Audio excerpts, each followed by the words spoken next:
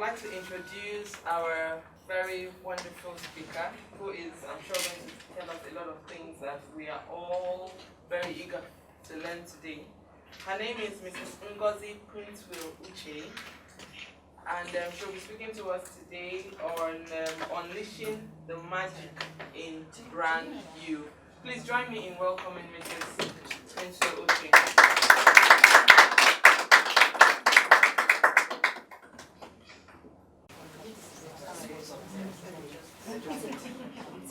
Okay, so good evening, everyone, again. And,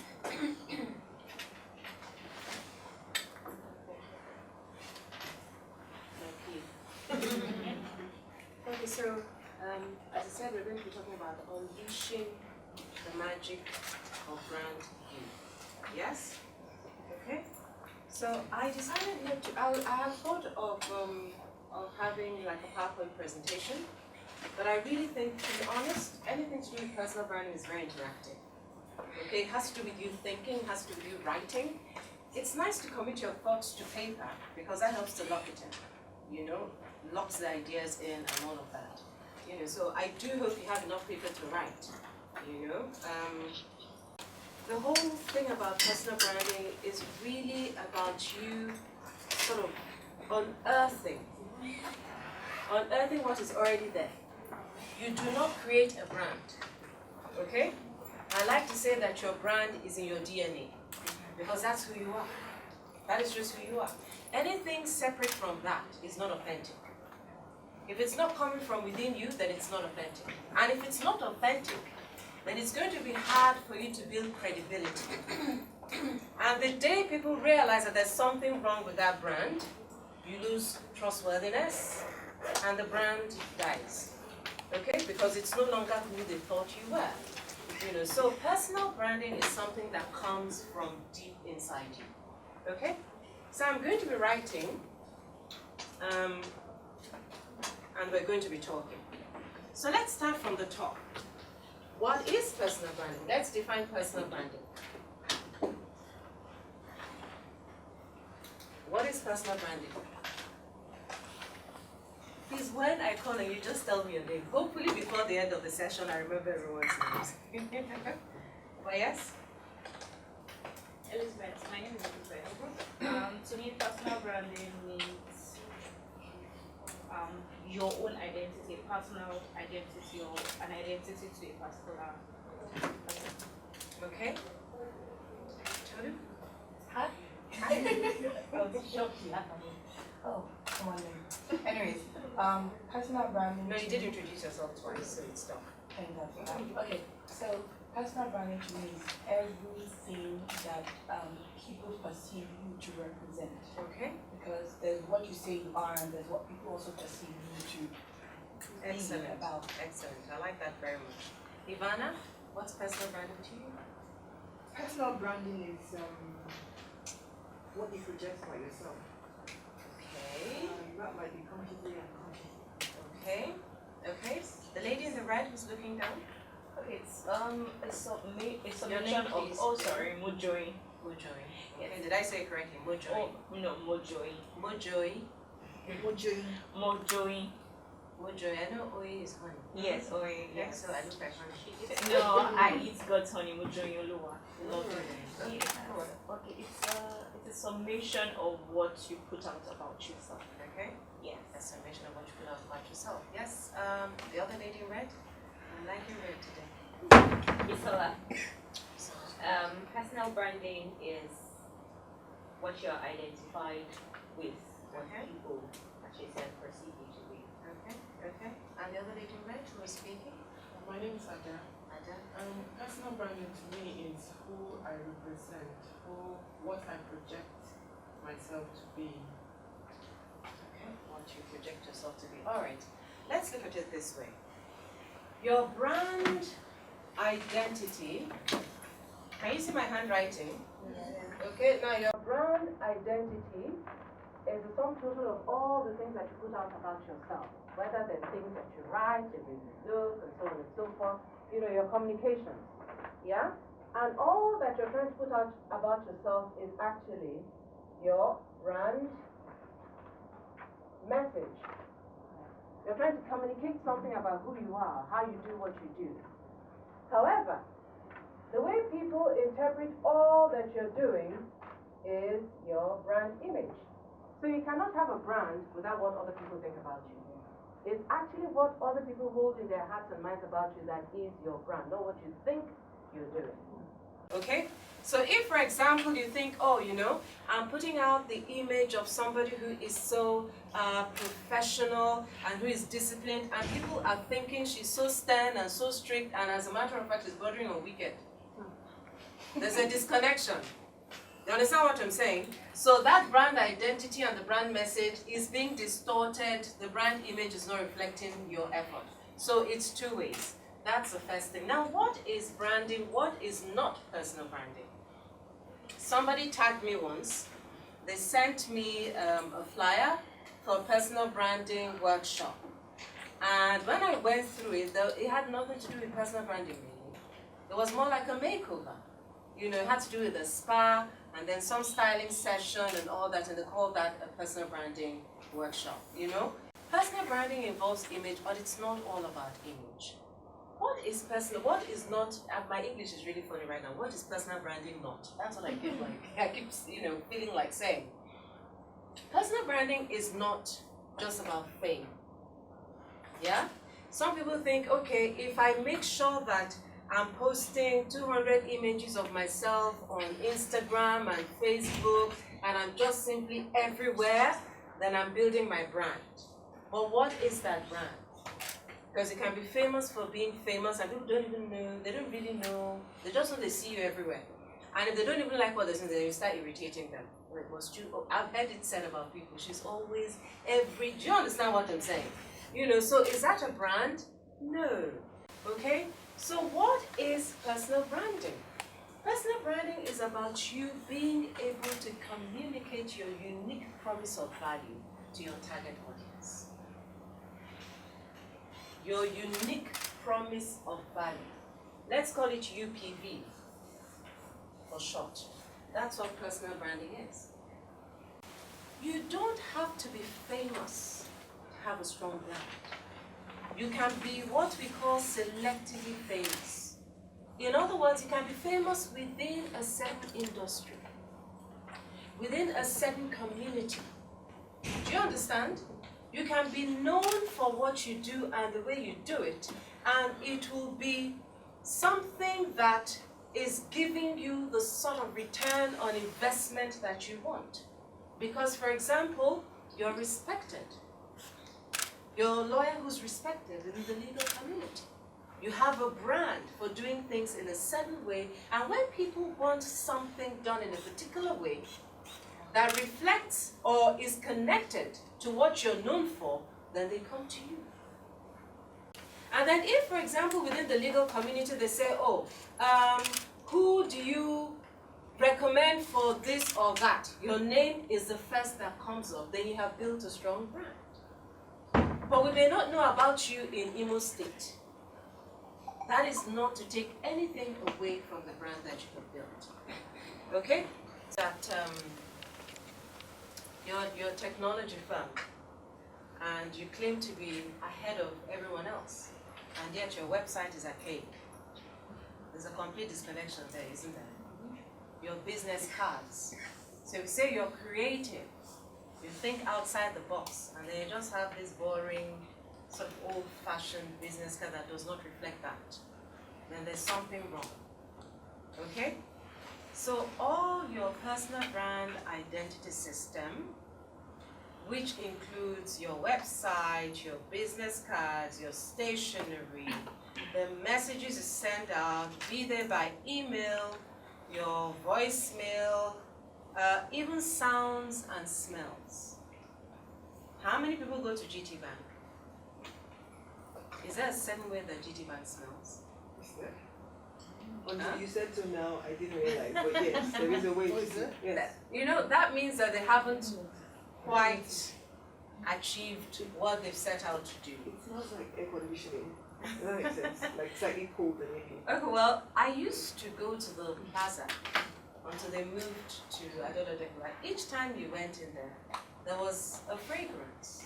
I understood what we were trying to do because in America, for example, there's certain brands that are associated with certain smells. Abercrombie and Fitch, for example, even will come out and spray even before you enter, they're luring you in with that smell. And what happens is that every time you smell that, there is an emotional connection. And the reason, as Tom Peters said, and he really is a grandfather of personal branding as we know it today. From the article he wrote in 1997 called The Brand You for Fast Company magazine. Check it out, just Google it. As he said, emotional connection is the heart and soul of branding. Yeah? So all these things are to forge. Why? 80% of decisions people make to buy or to invest their money is actually emotional. So the smells and the sounds and everything, you're creating an experience, for people so that you're more memorable. Okay? So be sure that all your visual identity, the system, everything reflects what you're really trying to project. Now when you're unearthing your brand, we call them brand attributes, all the qualities that you believe you represent. Okay? They're called brand attributes. Is it speed? Is it accuracy? Is it sophistication? Is it elegance? Strong communication skills? Is it, some people are so compassionate, okay, very caring. All those are brand attributes. But whatever it is that you're communicating or that you realize are your brand attributes, are your strongest brand attributes that differentiate you from the next person, are the things that put that different color to what you do, even if there are 10 of you doing the same thing. Yeah? You have to make sure that it is visible in everything that you do. First of all, in everything that you present as part of your brand identity system. And also in every contact that your client has with you. Okay? Yeah? So, the second thing is communications vehicles. How do you express your brand to a community or to a target audience? There are basically 3 ways: speaking, writing, and networking. Speaking, writing, and networking. Okay? So, these days there are just so many ways. I mean, the internet has thrown up all sorts of options that you can really pick and choose. But if I'm going to give you a tip, I would say choose something you have fun with. Choose something you enjoy. Yeah? Because if you enjoy it, then the person who you're trying to connect with is more likely to have a good experience watching it or hearing it or reading it or whatever. It's easier for you, it's more authentic to you, you're able to bring more of you into it. Do you understand? How many people have heard of Dr. Seuss? Okay? He was the one that said that there's no one who can be youer than you. Yeah? And then someone else said, you are you and that's your power. Okay? So, that is the uniqueness. Remember I talked about the UPV earlier. Let's break it down a little bit. So the U is what makes you unique, which is your differentiator.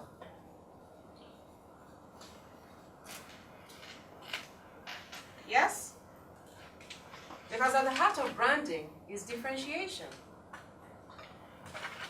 Why should I buy Oekla bags and not buy, can you give me another? Femi bags. There must be something about you, your own perspective, something you see because of who you are. And that who you are, everything about you, your background, your experience, your skills, your exposures, your struggles, your passions, what makes you angry. For example, why do they sell bags and they don't put them in really nice, you know what I mean? Whatever it is that makes you angry or just, there's an emotional reaction, you're able to put that into what you do all those are differentiators that separate your product from your competitor's product. And then what is the promise about? Let's talk about authenticity and consistency. Yeah? Because that's what a promise is, isn't it? A promise has to be true and it has to be kept. Okay? So you have to be authentic and you have to be consistent. And then V, value. Who can explain that to me?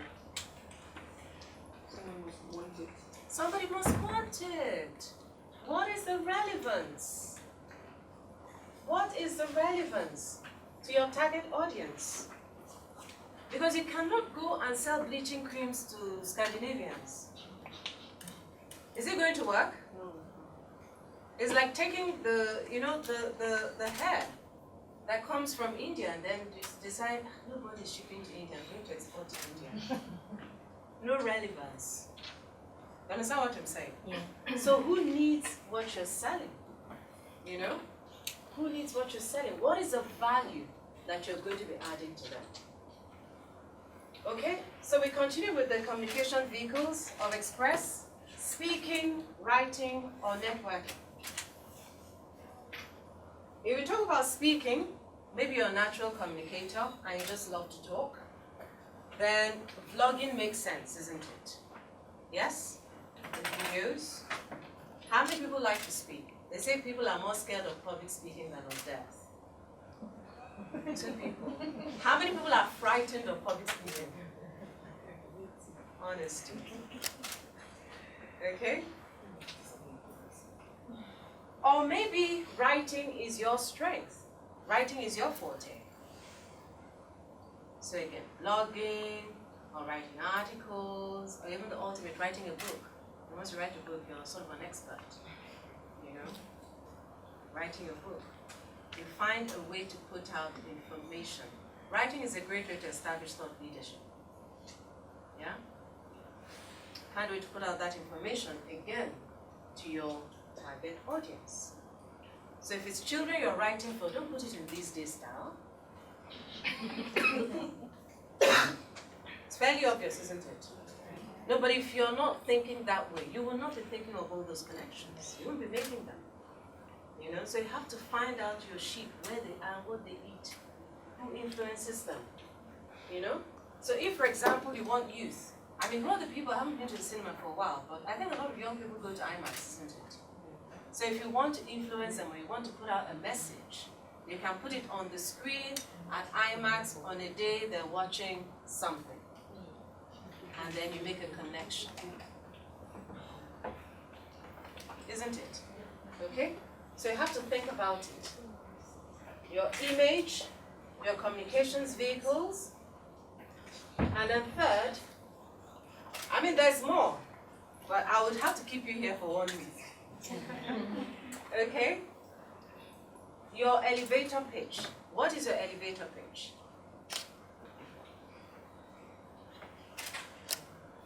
Sorry. Your elevator pitch is you being able to articulate your personal brand. Okay? Take your personal brand statement and share it again with your target audience. As a matter of fact, at this point, you can even just let everybody know because you never know who knows who. Yeah?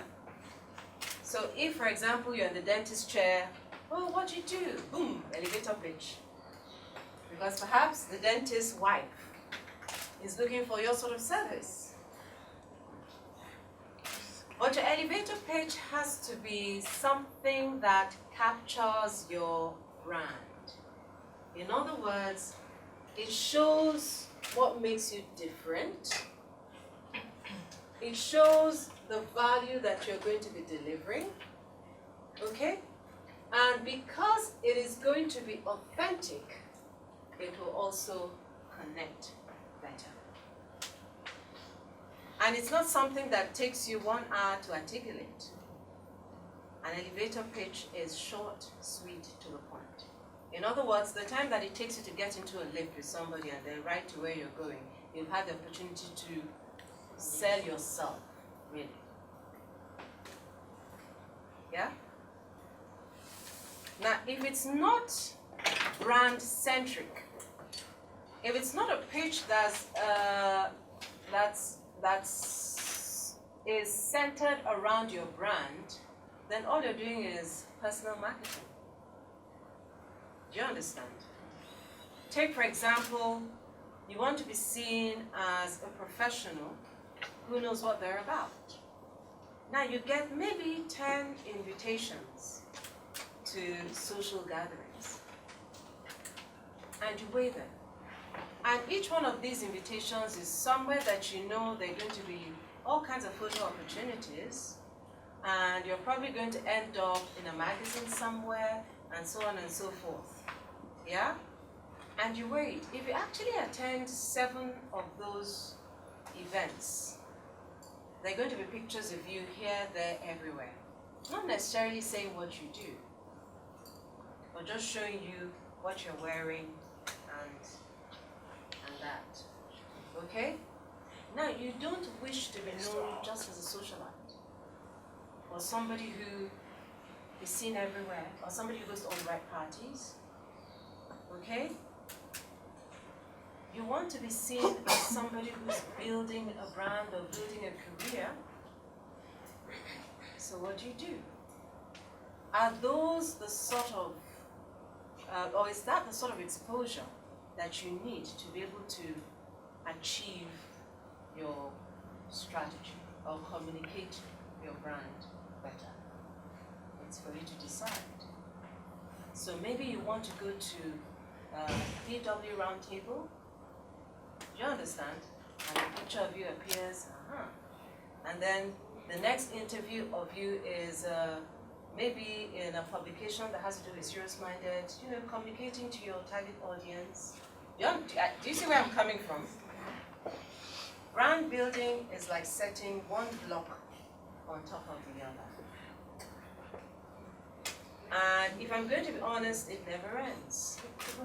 Okay? Even when you develop or build a strong brand, you as a brand can evolve. Okay? And then you can also decide to start using the strength of your brand to develop other things. You deploy that into other things. Okay? So you have to know exactly how you want or where you want to take that visibility to, as far as you want to take it.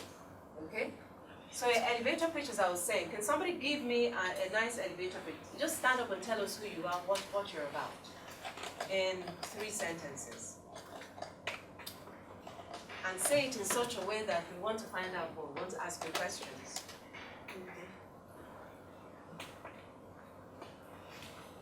Hi, my name is Tolu. Okay. I'm a certified financial educator, and I help entrepreneurs move from broke to having more than enough. I quite like that, because from broke to having more than enough. Tell me more. How do you accomplish that? But if you just come out, my name is Tolu Dima Okoje. My name is Tolu Dima Okoje. I'm a financial analyst, did you say? Educator. I'm a financial educator. I read finance in IFE, and then I have a master's from University of, people are already like, okay, University of Bradford, and for 25 years,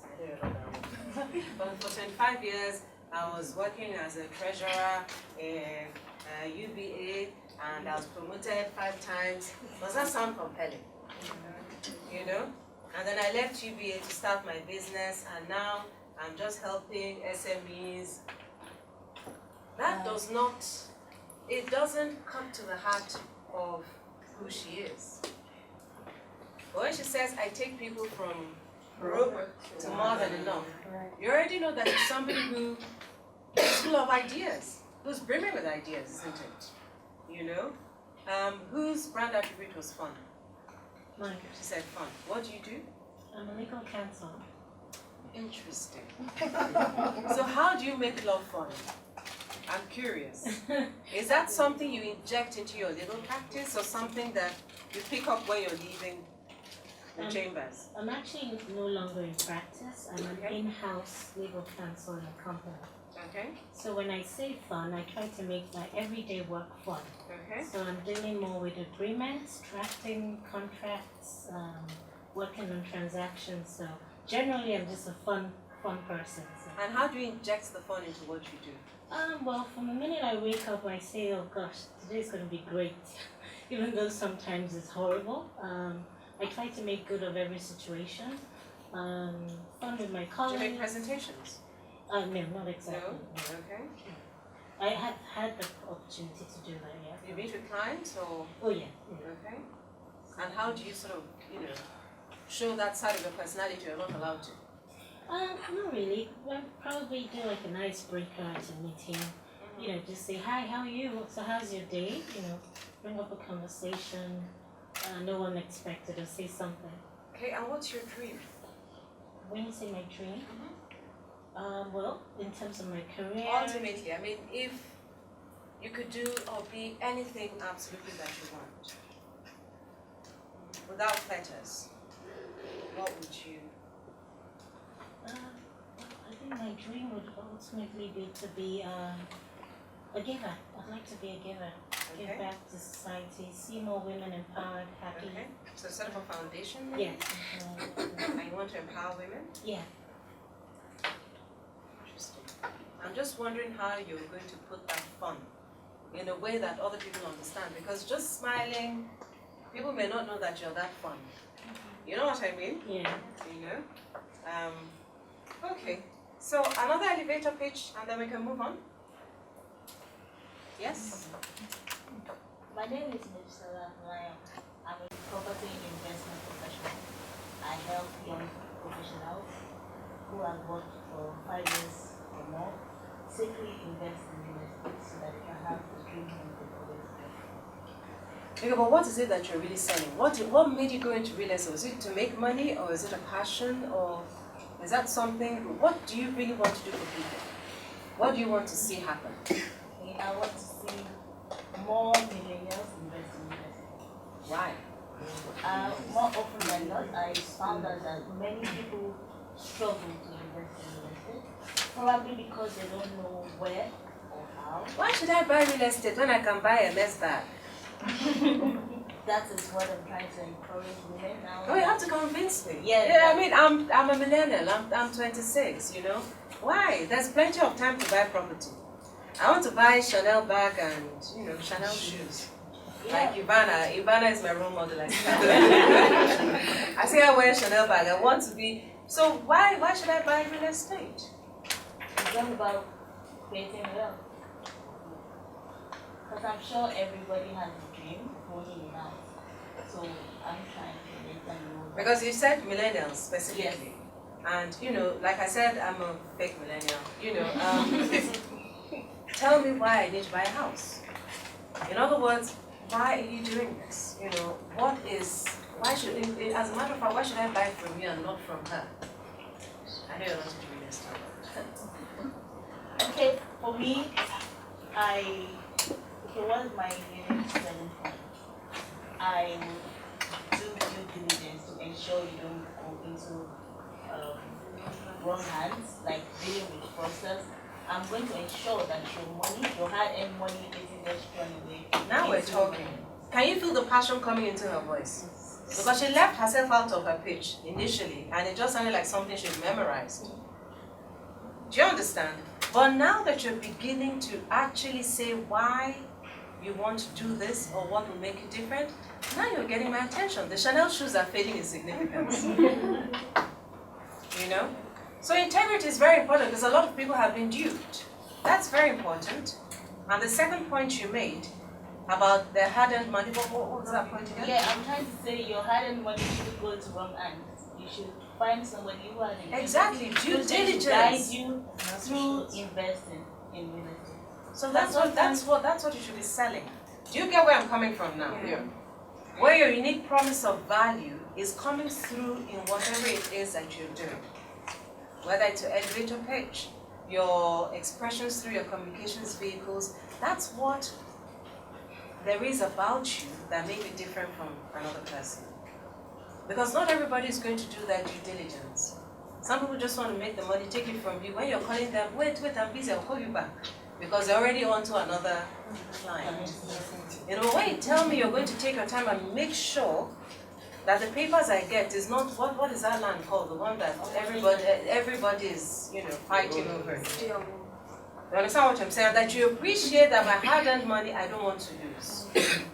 By the time you bring those two things out, and there's passion in your voice as you're saying it, you're more likely to convince me than someone else. If I don't. Okay? So, but that's the work you have to do. You have to understand what are your passions. You know, what is it? What is your why? You know, what are your differentiators? And let me go back to decide what it is that differentiates you. Sometimes you have to look at what it is that makes you similar to everybody else. Yeah? So you look at other people that do what you do, and you ask yourself what it is that you have in common. Now, after you've decided what you all have in common, then you can start looking at what it is about you that makes you different. And that's one of the things you have to be pushing, so that people do not mix you in with everyone else. Okay? Sorry, can I come back? Absolutely. How does identifying our unique, the unique qualities amongst everybody make you, you know, you mentioned that you must first understand what makes you common, then understand your unique selling points. Sorry, just bridge it. It sounds like two different things. Okay, take for example, we have 5 lawyers, okay? Lawyer 1, lawyer 2, lawyer 3, lawyer 4, lawyer 5, okay?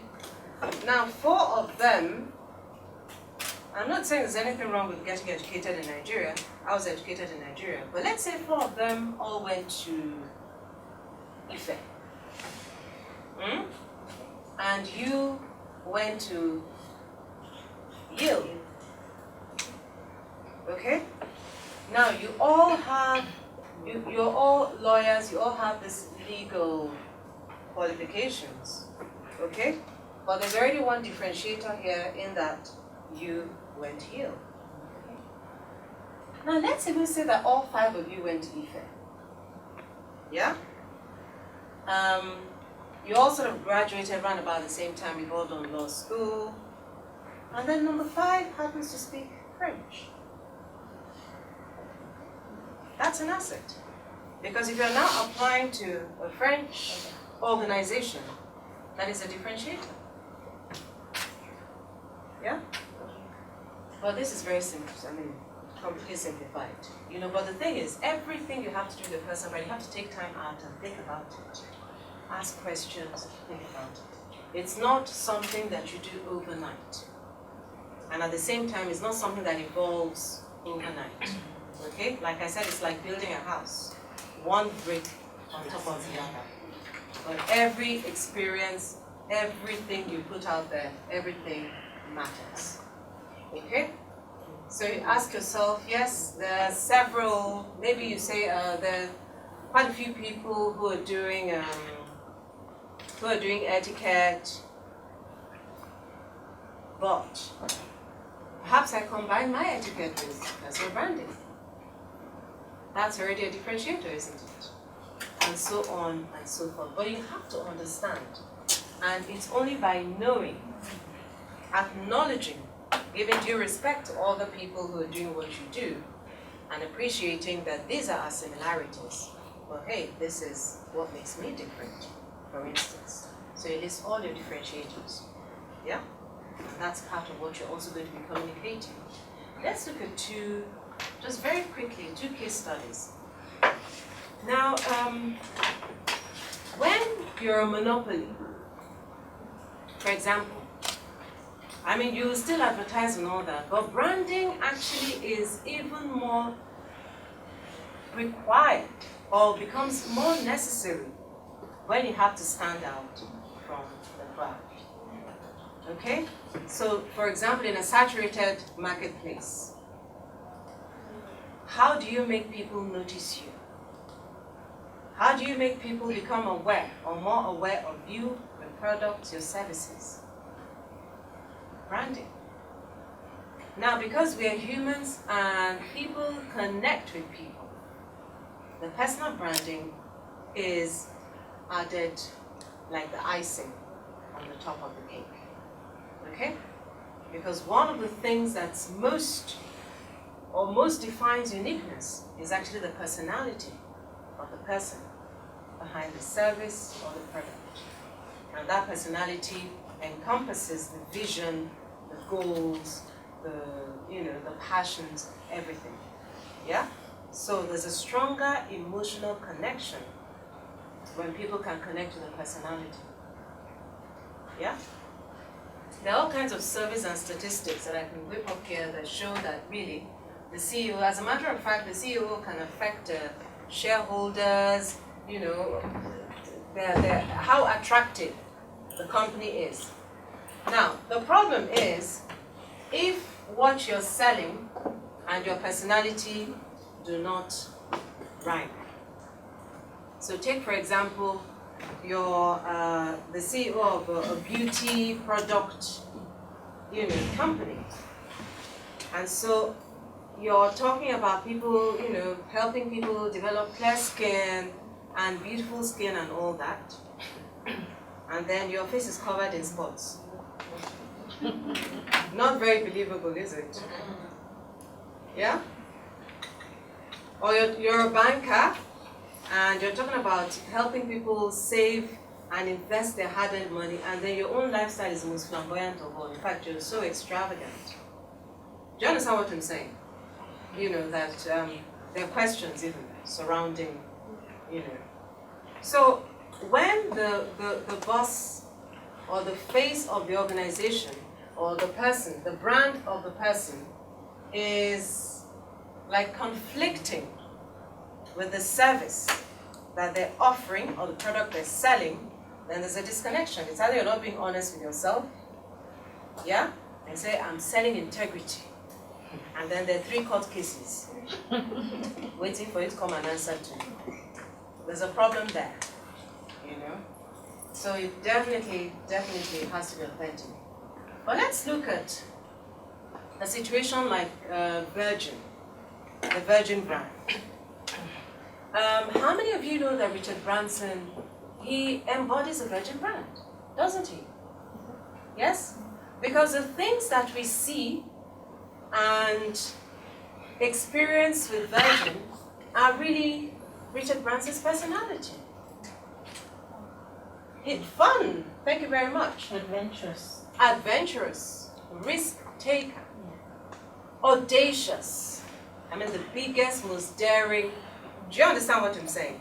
That's Richard Branson. And it helped him because when he was coming in, there was this big, bad British Airways that he came up against.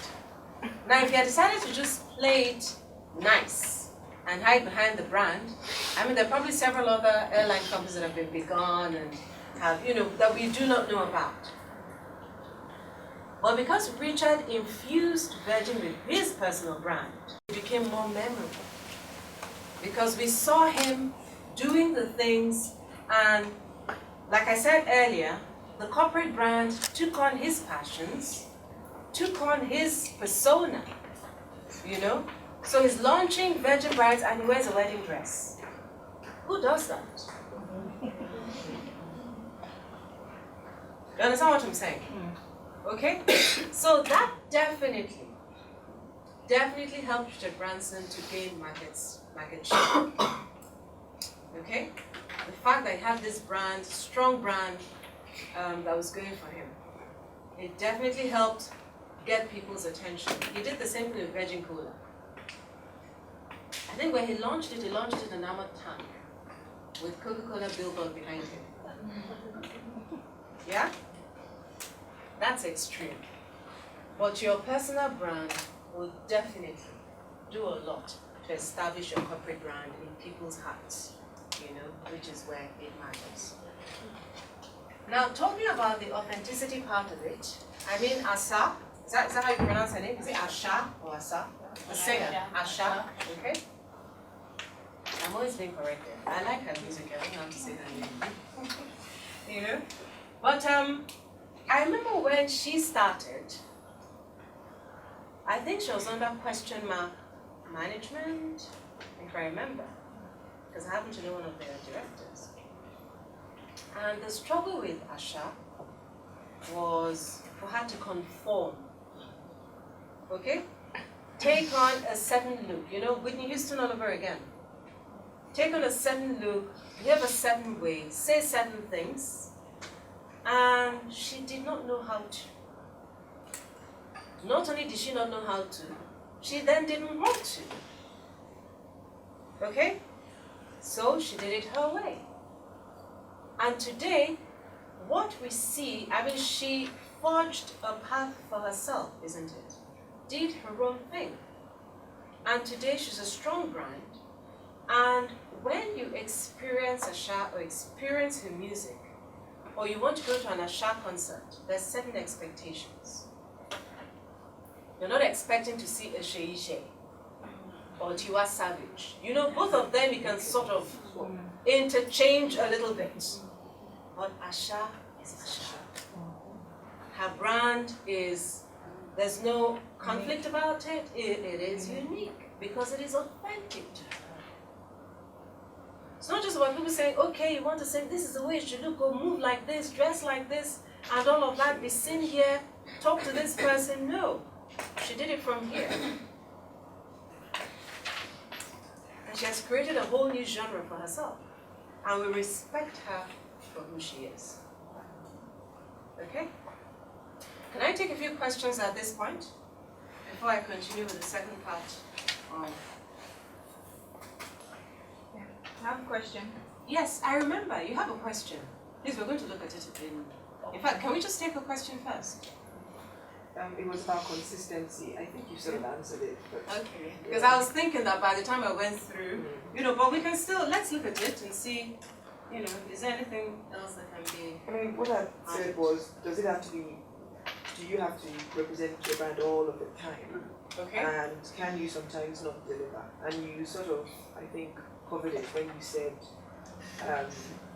you're talking about consistency and how your brand will eventually evolve. Mm-hmm. But the thing is, people expect certain things. So it was actually the Rihanna question or the Rihanna example that made you think that probably you need to deliver a lot more, like probably all the time. Yeah.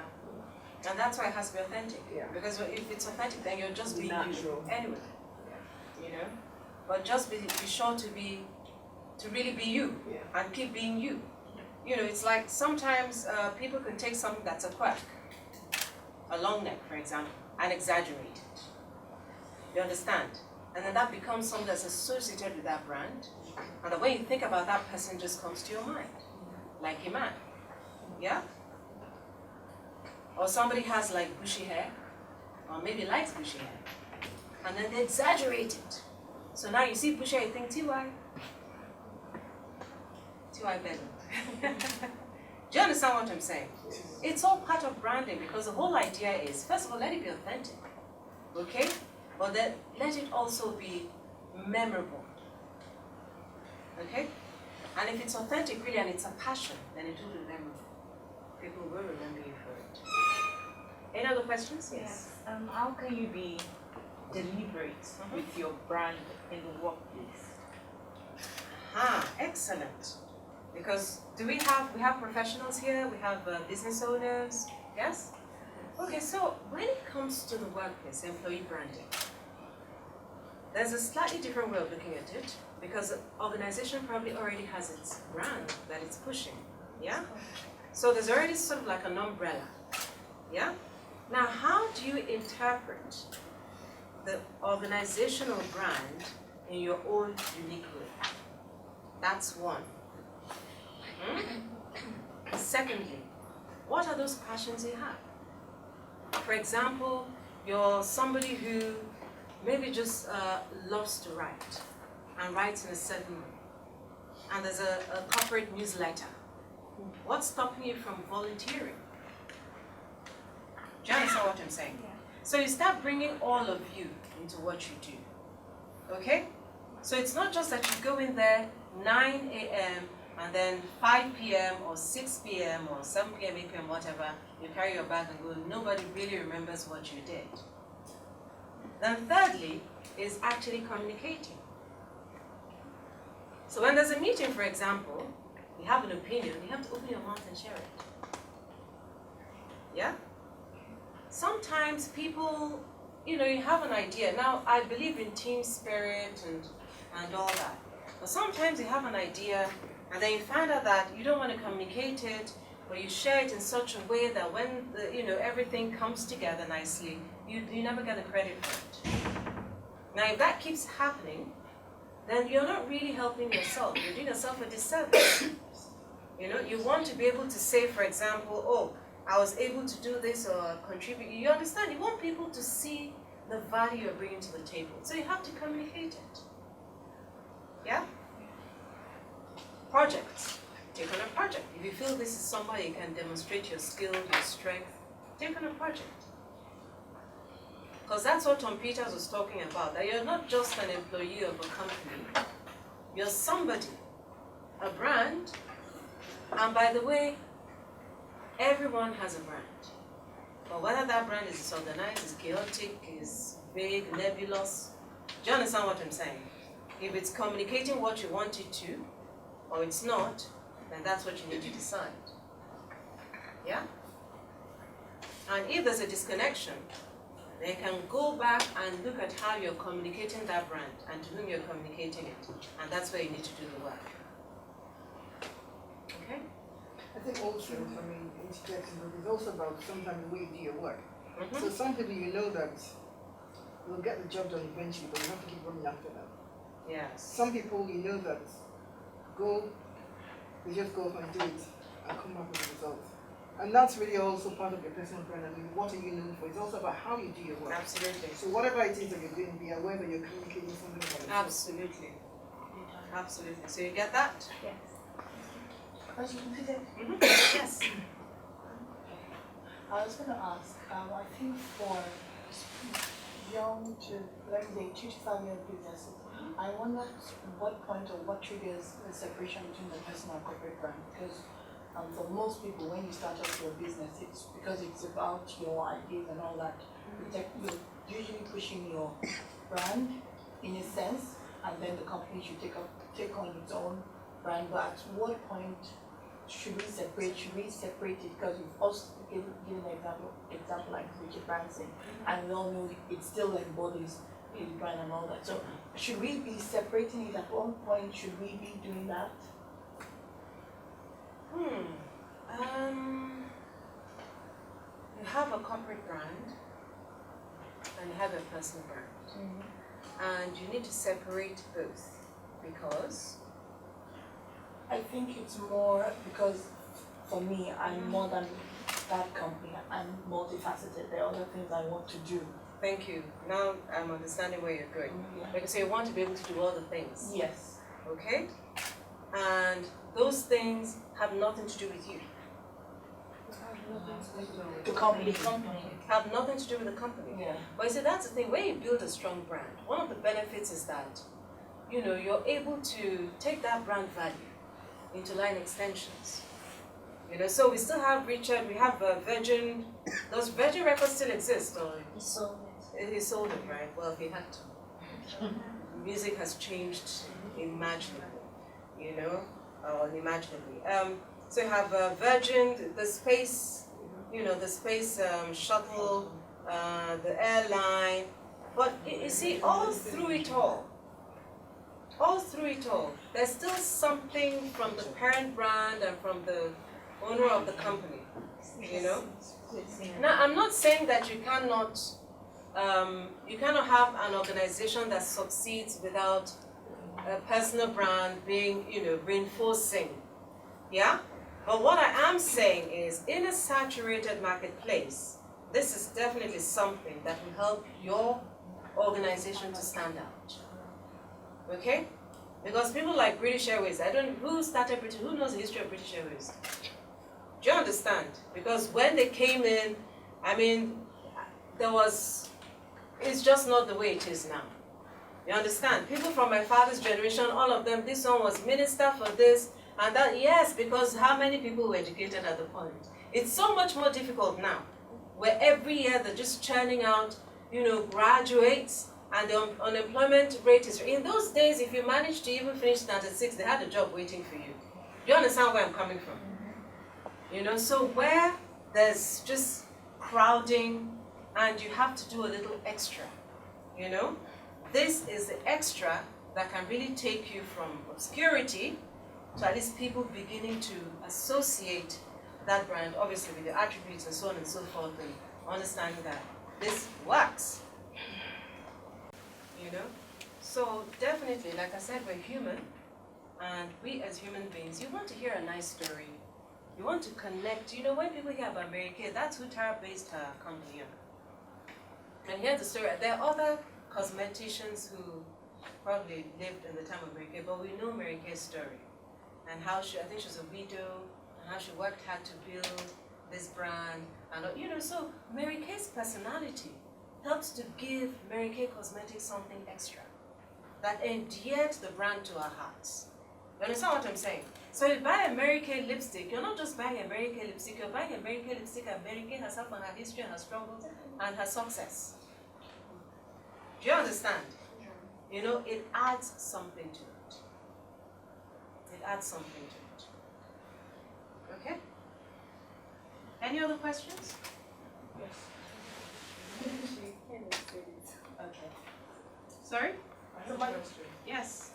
Okay, I don't know if this will come up, but I was waiting for the end of the presentation. But in a situation where you have succeeded in building a very good and strong brand, and then along the line, a mistake happens, maybe you make an association with something or somebody or some other brand that kind of erodes your brand. What do you do? And then there's this struggle of wanting to come back to where you've always been. Okay, two things. Yeah? There's nobody here who has not made a mistake. And that mistake can take any form. Do you understand what I'm saying? You can make a mistake, that's fine. Now, what is the degree of that mistake? If it's now so bad that it calls the brand into question, say, somebody who is known as an etiquette, person, suddenly you find them fighting on Adola Deco. Do you understand what I'm saying? Then, we're looking at complete rebranding. That's another exercise, because branding is all about trust. You make a promise about who you are and what you can deliver and the value you can bring. And then if you break that promise, you have to start all over again to win people's trust. So you have to have a good reason for breaking the promise in the first place. But it's always better to be honest. People are kinder to, bad people when they become good. Angelina Jolie, very naughty girl. Okay, heroin and, she was wearing blood around her. She had a boyfriend and they exchanged blood or something. It's so bizarre, But then she turns a new leaf and she becomes, I think, UN ambassador and the Queen knights her. It's a good story. But when you have somebody who claims to be good and then they go bad, it's harder for people to get their heads around it. So you have to embark on a rebranding exercise. But that rebranding exercise has to be rooted in authenticity. There must be a valid reason for why that brand, the brand dilution or erosion or the conflict happened. If you're able to tell people why and then they forgive you and, you start building the brand again. But it will not quite be the same because obviously they found out that there was something wrong, But you can build another strong brand that will be based on authenticity. Does that answer your question? Okay. All right, any more questions? And I'm going to go on to the number 3. I told you I was going to discuss 3 things, isn't it? So can I flip the chart?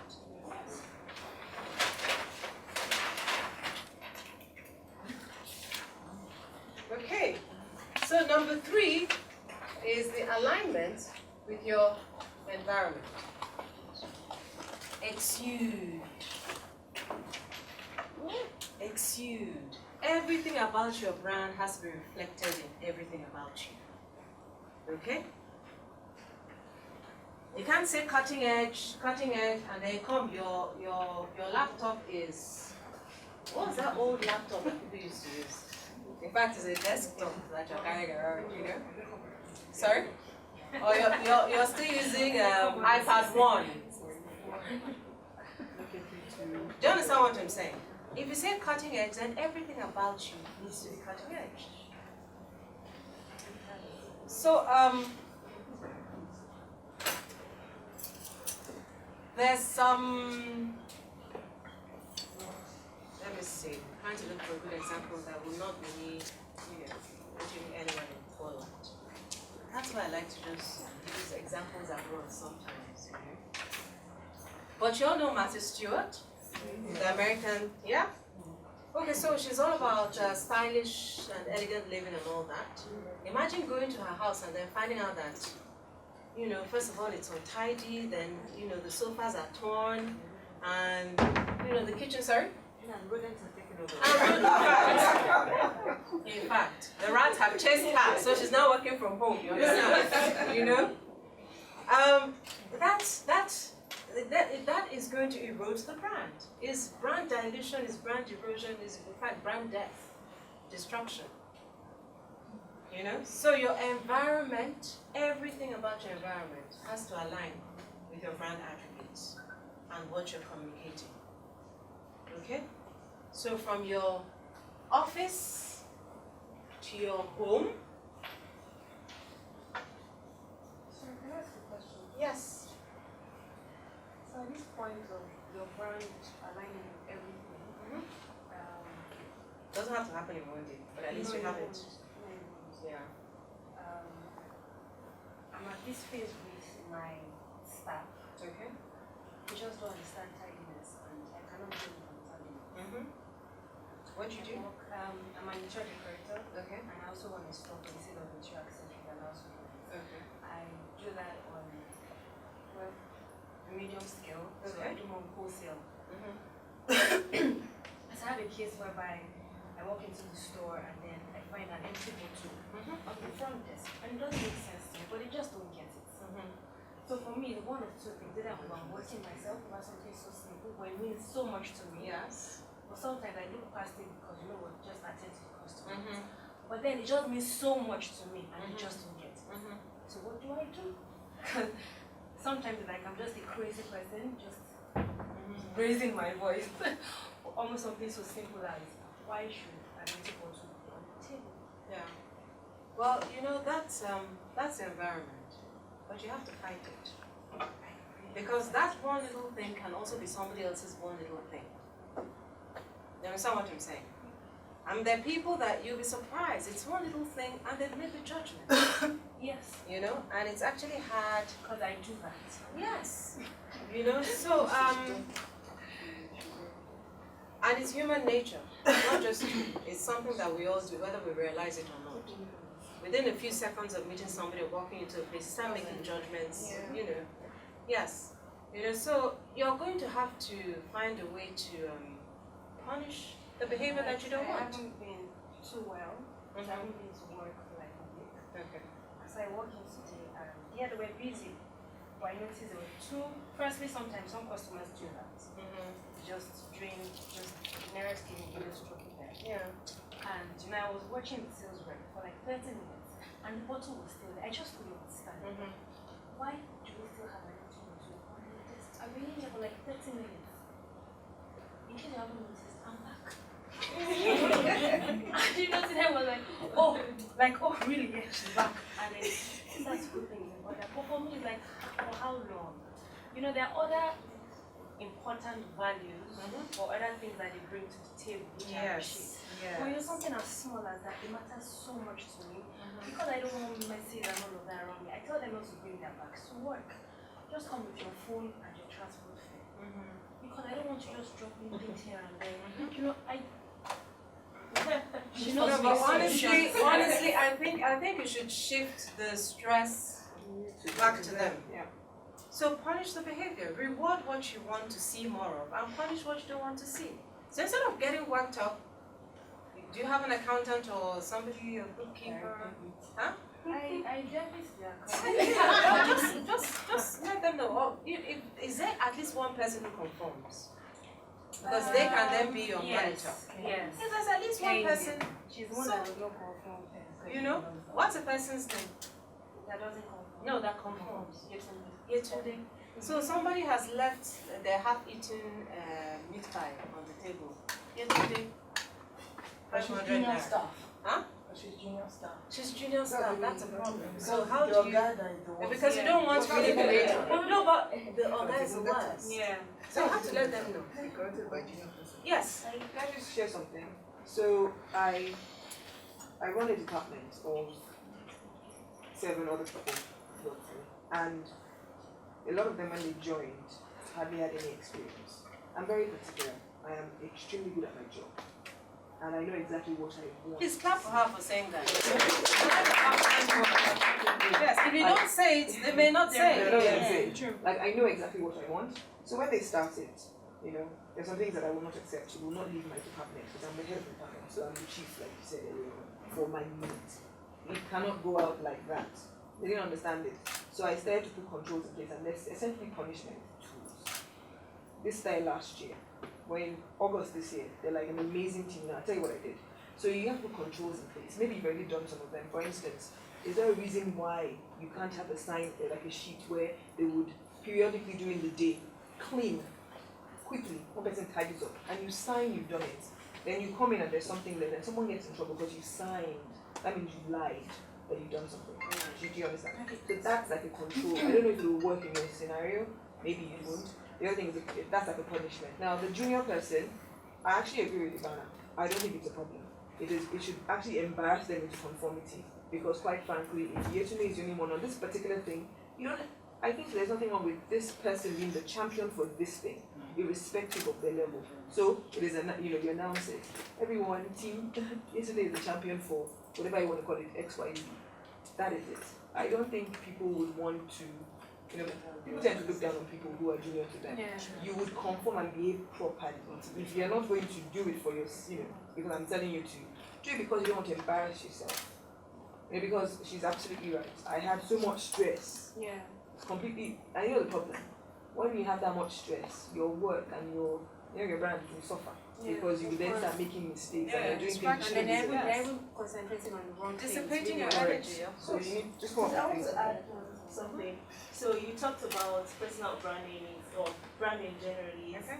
relating with connecting with emotions. So I'm thinking in our own scenario, would this work better if you let them know exactly what you're trying to achieve? So as opposed to, okay, so this is the punishment, this is the scolding, and you're telling them that this is my brand, this is what I want to do. This is what happens, this is what people see when you do this is what it means to people, like make them connect to. Why not? Sometimes people are coming from different places. She already mentioned that. And a lot of times people just don't understand some certain things. Even when you try to pass the message across, they just don't get it. You know, just like we're having this session. Yeah, like, you could be that person. well, I think to help you better, my story is actually like in an open market, it's an operation open market. And actually because I think we just have that whole market mentality. Yeah, that's the problem. I train them, like I'm the only one who has staff who don't wear slippers to work. Yeah, I get where you're coming from. I'm saying, don't give up. Don't give up. Yeah, I Perception won't. is- I won't. But I'm just saying like a situation whereby you just don't have people conforming or helping to align. What do you do? It's not just a case of Don't get to the point where you think, oh, you give in, they win. You know what I mean? Because then you're not projecting what you want to. And really in branding, everything matters. Everything matters. I'm sorry, you might have to take drastic measures like I do. For instance, I absolutely hate untidiness as well. And I'll tell you what I did, and it kind of worked. So they have a cupboard where they keep their uniforms. oh sorry, I own a business as well, just a side business. And I told them where to keep their uniform. I told them I always wanted folded, neatly put there. And I go there one day and I see someone's uniform just hanging on the chair, or they just, you know what I did? I threw it in the bin. No, that one is normal. I threw it in the bin. And after that, they thought I was joking. But you know what I but did? it was. Just fling it. I put it in the bin and I No noticed that was brainer. the last time she kept the uniform The there. no-brainer, raincoat. So Say something what? plastic. I mean, that's a tip for you. Throw it in the bin. Throw it in the bin and you know. No, but then you'll be cleaning up after that because yours is bottles of water. Yeah. No, raincoat, shoes, they're no-brainer. Just throw it in. Even their phones. It's loitering around, I just pick it up. So they know that, they know. So you have to just keep at it, really. Thank you. Okay, so you're from your office to your home, your business tools, okay? But also your network. Brand associations. Who are you seen with and where? It's all part of it. Okay? So if you stand for one thing, then do not be in a situation where people begin to question if that's really what you stand for. Or if perhaps this is more what you stand for than what you communicated to them. Okay?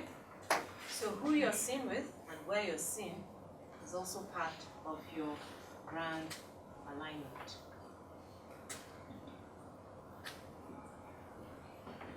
I've already given you the example of, wanting to be seen as if you want to be seen as a socialite, you accept every invitation, you go everywhere. You know what I mean? Yeah. Make sure you take lots of videos of yourself. Those 1-minute videos, you dancing, skelewu, everything, put it everywhere. Instagram, Facebook. In a very short time, you develop the reputation you want. If that's what you want. And I'm not saying there's anything wrong with that. I'm just saying be clear about how you want to be perceived. Okay? So now, what are the benefits of personal branding apart from the ones that I've talked about? Okay? One of the things about having a strong brand is you're able to command premium fees. Do you understand? Because people come to realize that they're not just paying for this. They're paying for this plus everything about you, the value that you add. And so you can command premium fees. When you manage to communicate that brand and people recognize that this is who you are, this is what you stand for, you can command premium fees. Another benefit is loyalty. I mean, we already talked about line extensions. For example, let me think. Who is actually known for something? Okay, let the example come from you. Let's just take a random example and I'll show you what I mean. Diola Sego. Now, Diola Sego is known for what? Impeccable fashion, or rather she designs very unique designs. Very unique designs. So if Diola says, for example, she wants to go into shoes, you already know what to expect. Or go into perfumes, or even go into home decor. You already know what to expect. There's a certain expectation of a certain level of quality. International, okay? Anything Diola is doing, she's not a local, she thinks beyond something that can appeal maybe to a New Yorker just as much as to a Scot, just as much to a Togolese or whatever. You understand what I'm saying? There's that global, style or appeal. Thank you very much. And then excellence, quality. Diola is exacting. Even her daughters have picked that up. Because if you buy something planned, you're sure that, when you go and they measure you, you don't even wear clothes. When they're measuring you, because they want that precision. You go to any tailor, in fact, there's some tailors that say they'll just look at you and they know what's the problem. I'm like, you have got to be kidding. You know what I mean? Pin it. No, I don't need to pin it. I know. There's an app now. Yeah? You just take the person's picture Okay. and it fits in the measurements. Are you serious? And it's accurate. And it's accurate? Absolutely. Well, not completely. It won't be 100%, but who knows? They're working on it. Maybe tomorrow. You know, and they look at you, and when you come back, of course they've missed it. How can you look at someone? I know, don't worry, madam, I know when to. I don't see him. Come back 2 days later, in fact, the dress was tight, it's even tighter. You know? So all those qualities, she's able to move them into whatever else she's doing. That's line extension. Premium fees, loyalty. Because once people understand your brand and have a positive experience with your brand, you know, then they keep coming back. It's a no-brainer. And even in times of recession, you know, that loyalty. Please put your phones on silent. Yes, yes, very please. much.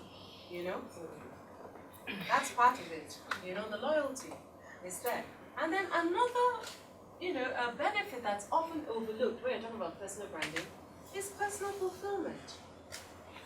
Because there you are, just being yourself and doing your thing and being recognized and appreciated for it. So there's a certain fulfillment that comes from, you know, discovering your brand and marketing it. Am I shooting over time? No, just taking the steps, sorry. I probably am, though. A little bit. Okay. You know, but I'm done. I'm done. You know? So what's the bottom line to all this? Everything I've talked about and branding and communicating your brand, unearthing it, expressing it, aligning it.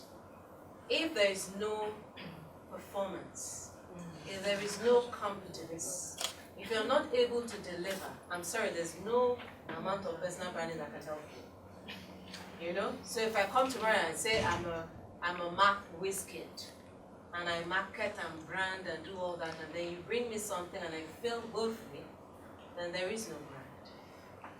You know? So there has to be delivery. There has to be delivery on value, there has to be competence, there has to be performance. All right? And thank you very much.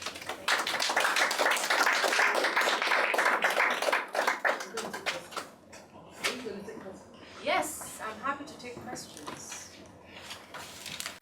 Based on an observation. So the word keeps flying around now, branding. Yes. I asked myself a couple of 2-3 years ago, we didn't really hear that word. Why is it so important? Because I know you had mentioned some like job search, you know, business building, but all of a sudden the word is flying around, branding. Okay, so now we get to personal branding. Why is it so important that when we leave here today, because what you said has really stuck in many ways, but when we leave here today, what are we going to be doing differently? You know, and that resonates in us that, oh, okay, I'm a brand, and I need to, why is it so important?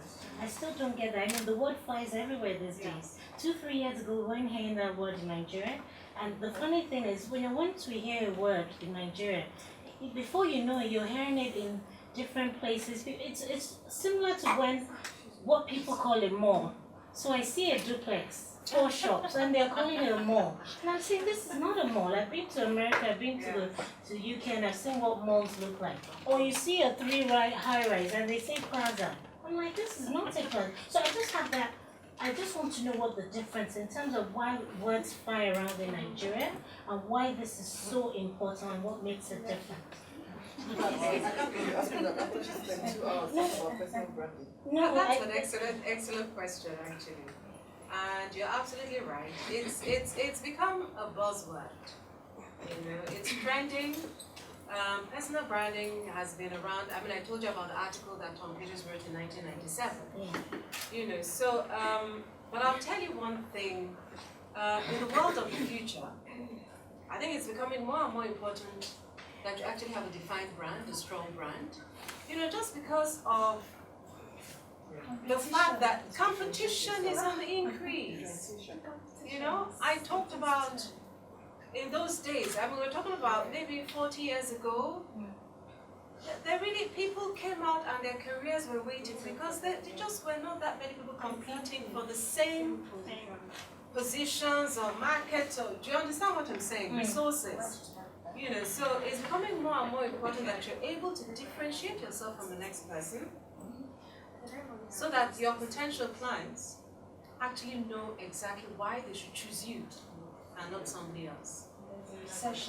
And the truth is, like I said before, It's you're not, unless you're Coca-Cola, you cannot, or China, you cannot be everything to everybody. So being very clear about who you are, and let me be honest, that's a part I did not really take you into, how to unearth the brand. I mean, I talked about it, but this is a process, okay? Discovering your personal brand, and really, this thing I'm telling you, we're talking about 8 weeks, or longer. Understand what I'm saying? You know, but at least you have it in a nutshell. You know? So, but discovering your personal brand and all that, just being your authentic you is going to draw your tribe to your vibe. Yeah?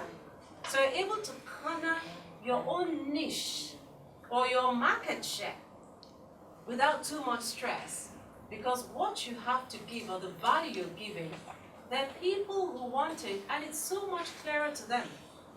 They're connecting with you. Maybe somebody wants a teacher, and they want somebody who's calm, or they want somebody who's energetic. Do you understand what I'm saying?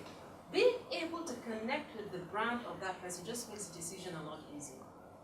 So in many ways, we didn't realize that was the death of many companies and businesses. They probably just didn't know how to cope. I guess because competition is on the rise. Absolutely. They didn't know how to cope with that. They didn't really fully understand it. And then the word, unfortunately, comes after their death. So, Exactly. yeah, I get that. Or they're just there, they're marketing, but they're marketing to the wrong To people. the wrong people, yeah. Because they don't have that brand clarity. Okay? The vision is not clear to know, okay, this is who I am. And once you know who you are, then other people will know if they want you or not. You see, having a strong brand helps you to say no. You understand what I'm saying? And helps other people also to say no. In fact, the stronger the brand, the more you attract and repel equally. Because it becomes very clear what you are. So anyone that does not want what you have, they stay far away. And the people who need you, they're rushing to you. You know? Yeah. But I think that's a power of personal branding. So sorry to contribute. I think the advent No, of please go ahead. Okay, that's fine. I think the advent of social media has made the world a global village. Anybody can pick you up from anywhere, and that's why it became very important for you to put the right things out, so that anybody from anywhere can see you and contact you. And yes, exactly. And you must have an overarching message. Once your brand is clear, you know what you're about. You know, you have an overarching message. And that's a message that I believe you should put out through your social media channels or whatever your communications vehicles are. You know, so if you're talking about excellence, you want to be known for excellence, for example, make sure everything is excellent. Somehow, that excellence is like a leitmotif that works through everything you're doing, everything you're posting, everything you're communicating. You understand?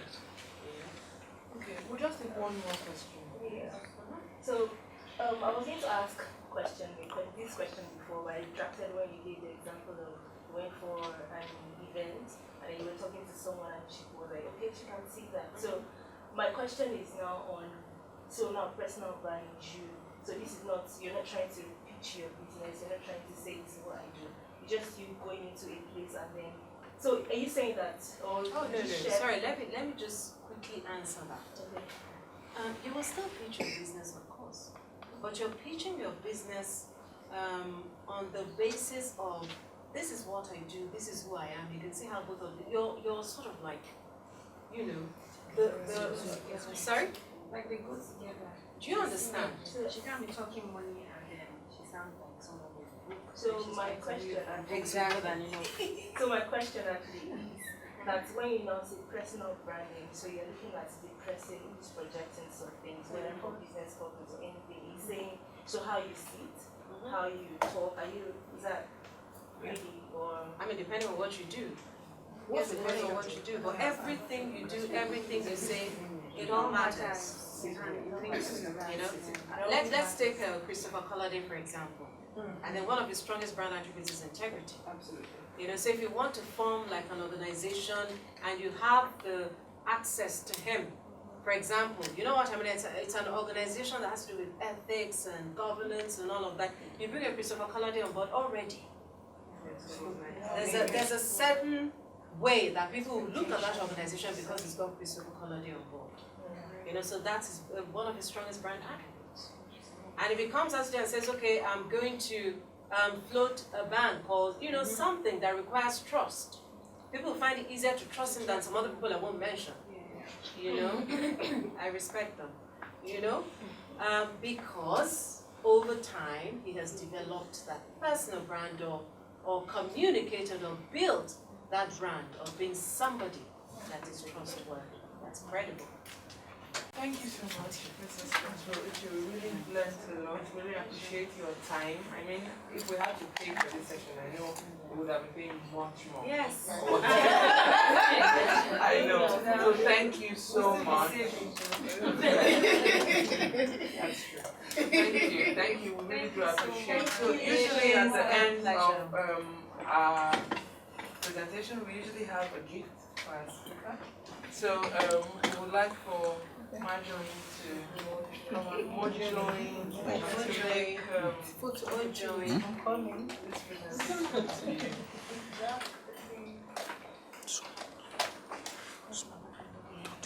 Thank you very much. Thank you very much, ma'am. They actually vocalized what I was thinking, because all through I just kept thinking, if I had to pay for this, I might not even be able to afford it right now and all of that. And the quality, the quality and content is exceptional. Thank you very, very much. Thank you.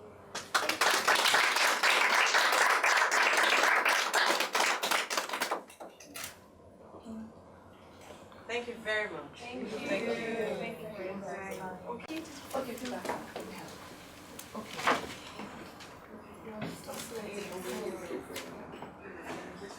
Okay,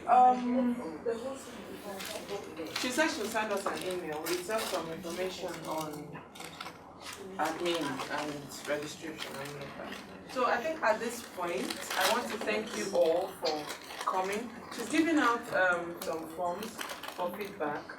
Please, we really appreciate if you can fill that out and hand it back so that they know that they're impacting lives and they're doing a very good job. So thank you so much for coming for this meeting. We really appreciate you and we look forward to seeing you again next month. Thank you so much.